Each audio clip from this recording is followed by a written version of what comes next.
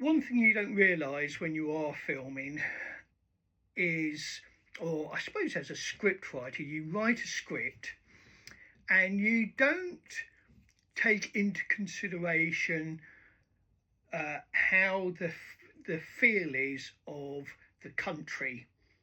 And it seems a weird thing. Politics plays a lot in filming, and whether things are left, right, centre. And didn't even occur to me when I was doing the Magpies. To me, it was just a good tongue-in-cheek bit of comedy. But when you've gone and produced something, you're then putting it out there, suddenly it hits you. And little things like you suddenly realise why film festivals are turning down your film is because it's not in favour, or the people that are running that film festival are very left in their views. And when I say left in their views, this is a tongue-in-cheek comedy. So you're looking at styles from my upbringing like Benny Hill, the Carry On films, Jerry Lewis, again, great comedy. Norman Wisdom, huge, input into my life, I suppose, growing up. Dick Emery, all of these old style comics that brought this humour that we were brought up on, and is very British. But of course, as we all know now, and you all know now, this is not acceptable anymore. You can't do this type of comedy. And of course, when the Magpies came out, my God, was I criticised over things because it had a girl in it in a hockey outfit. She had a skirt, a white top on, hockey stick. Oh my God, did I get slated on that. Even to the fact that the girl who played it wanted to pull out of it. She wanted me to remove it. And I refused. At the end of the day, she knew what she was getting into. And I'm not going to change just because of people's left views, So again, you're hit by things that are out of your control once you've done filming. And I will stand by the fact that, Malcolm the Magpies is a good tongue-in-cheek British humour, which is what I love about him, which is why I'm making more. Now, the difference is this time round with what we're making, there's been a mood swing. So you've got, again, programmes like Rivals that's just been on the telly. You've got Landman. All of these things are change. You can feel the change in the filming, the mood swing of it, what they're getting away with again, what they're saying, dialogue. It's and again, scenes, nudity, humour in the nudity, which again has always been a very British tongue-in-cheek thing. It doesn't have to be porn. It can be, comical nudity, which is what we all have a giggle about.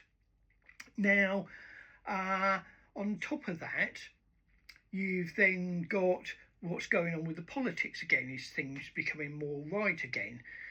And this will impact whatever it is you have filmed and whatever you are filming.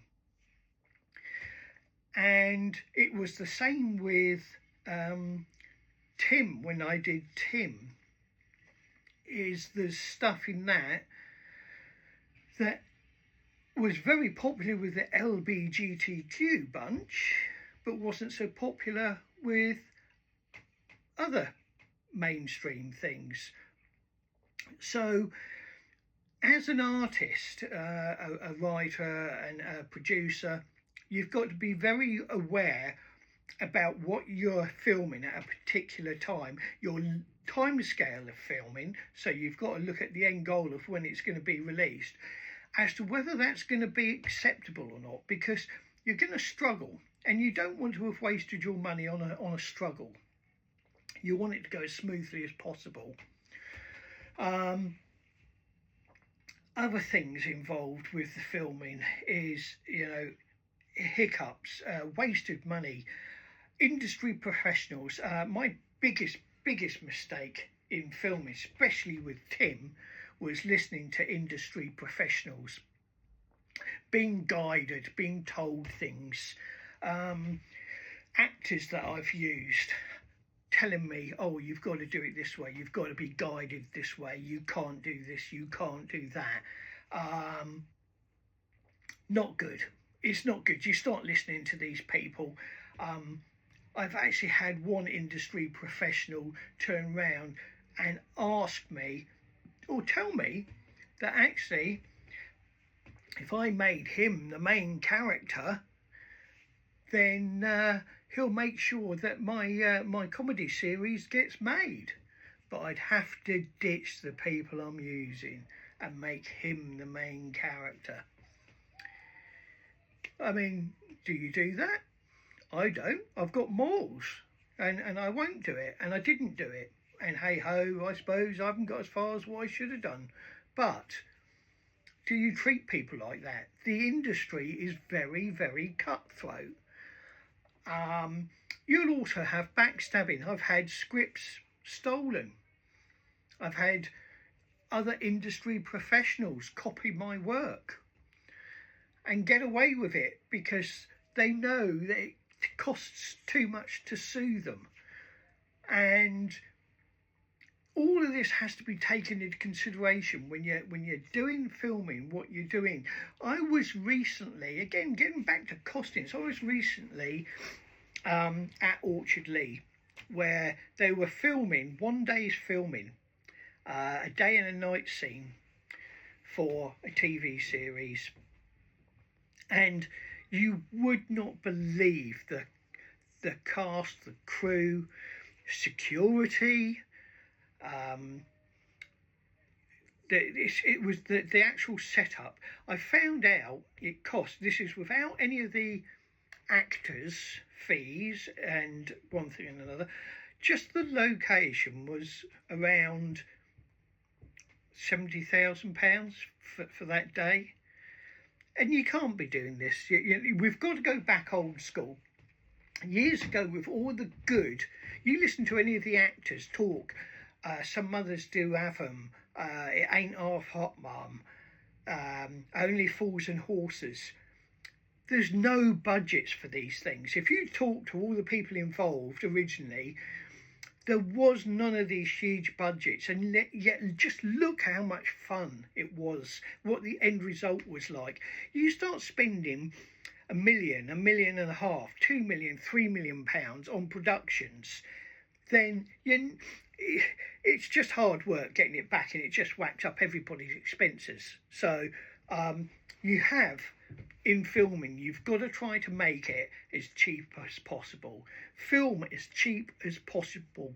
And with the Magpies, I'm trying to raise a budget of around £35,000 to £50,000 for the next lot of filming.